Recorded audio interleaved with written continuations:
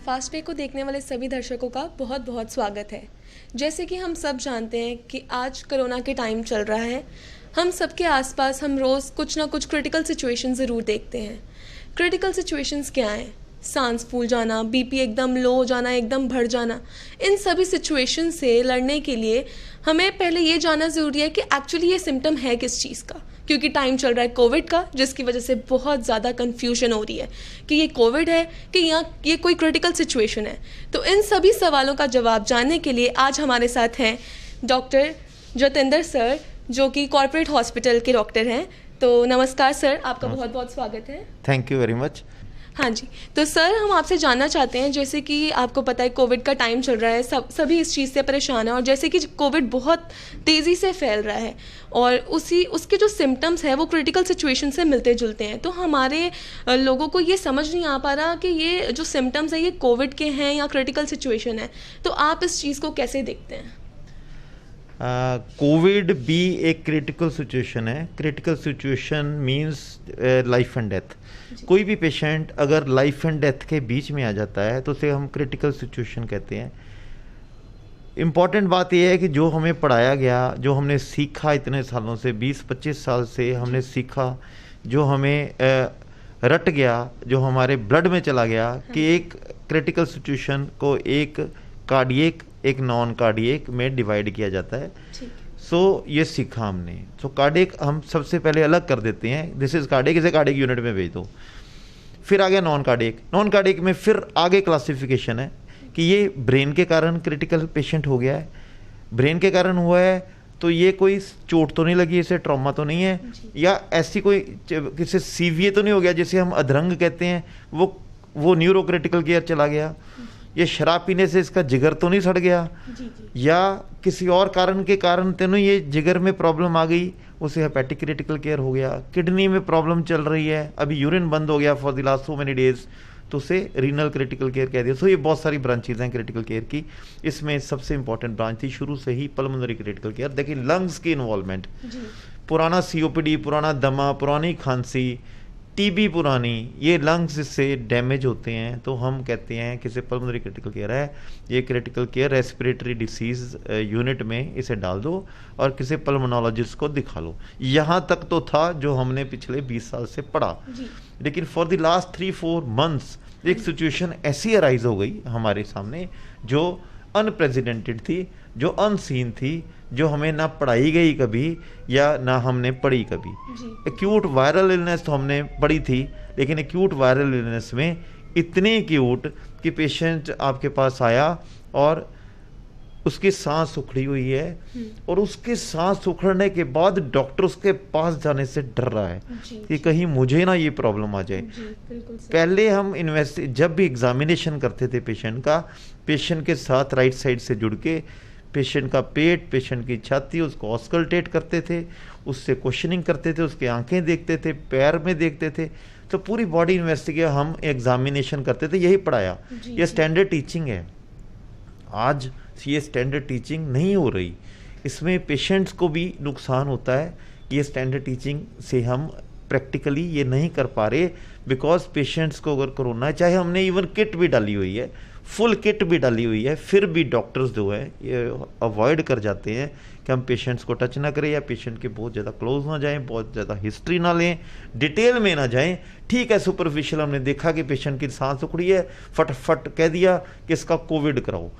अब कोविड कराओ का मतलब ये है आरटीपीसीआर नाक से सैंपल लेते हैं और गले से लेते हैं। इसको आने में कम से कम 8-10 घंटे, और समटाइम्स इवनिंग में सैंपल हैं तो अगले दिन भी रिपोर्ट आती है। सो हम इतनी देर वेट जब करते हैं तो ये पेशेंट को आप प्रैक्टिकली देखो, आपका ही कोई पेशेंट है इमरजेंसी में आ गया, आप इसको डालोगे कहाँ?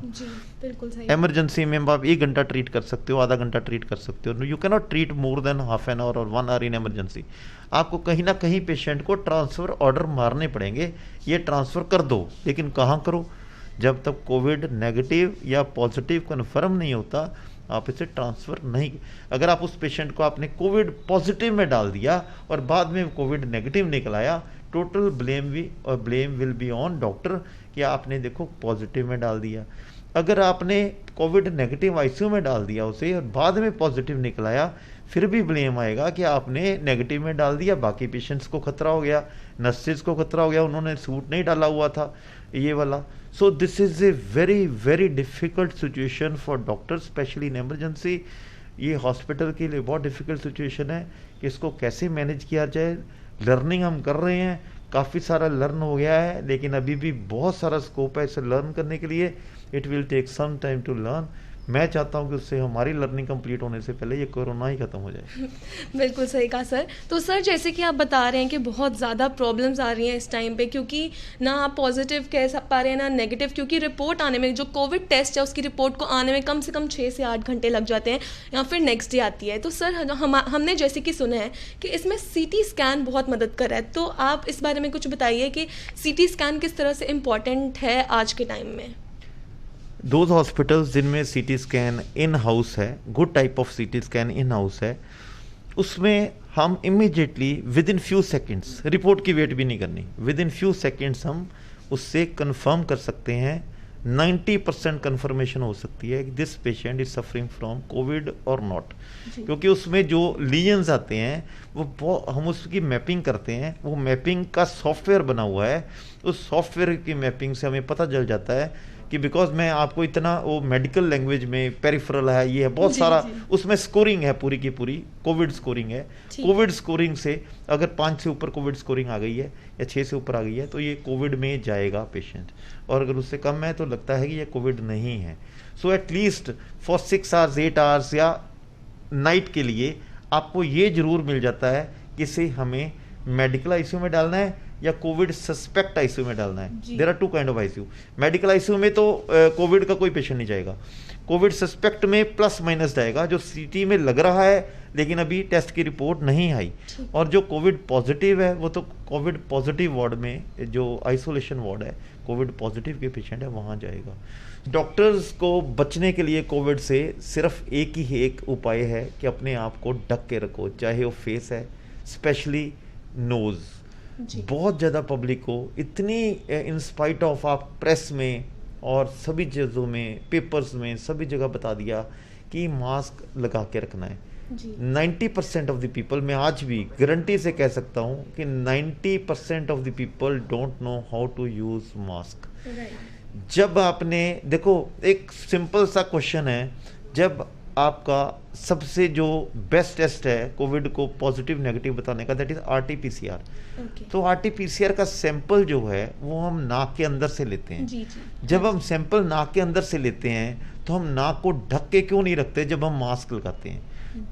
90% ऑफ द पीपल नाक पे मास्क नहीं लगाते, सिर्फ फेस पे लगाते हैं कि नाक को मास्क से सांस नहीं आता तो इसको फायदा भी नहीं है। तो कोविड नाक से भी जाता है, ज़्यादातर जाता ही सांस हम नाक से लेते हैं और नाक से ही अंदर जाता है। सो मेरी रिक्वेस्ट ये है, सजेशन है सभी से कि जब भी मास्क लगाना है, जब नहीं लगाया फिर तो लगाया ही नहीं, लेकिन जब लगाना है तब तो मास्क नाक पे और मुंह में इकट्ठा लगना चाहिए। नंबर 1। डॉक्टर्स के लिए तो ये है कि जब भी पेशेंट्स कोविड पॉजिटिव वार्ड में जाने के लिए आपको पीपी किट्स प्रोवाइड की गई हैं। नो डाउट पहले दीज वर वेरी एक्सपेंसिव, ये बहुत महंगी आती थी, फिर भी हम डालते रहे हैं, लेकिन अभी तो ये काफ़ी चीपर हो गई हैं, काफ़ी अच्छे रेट्स पे मिल रही हैं। N95 मास्क जो मल्टी लेयर मास्क होता है वो भी अभी बहुत कम प्राइसेस में मिल रहा है। इसे सिर्फ यूज़ करने का आपको आना चाहिए, कैसे यूज़ करना है, और दूसरा आपके मन में होना चाहिए मैंने इसे यूज़ करना है तो क्यों करना है।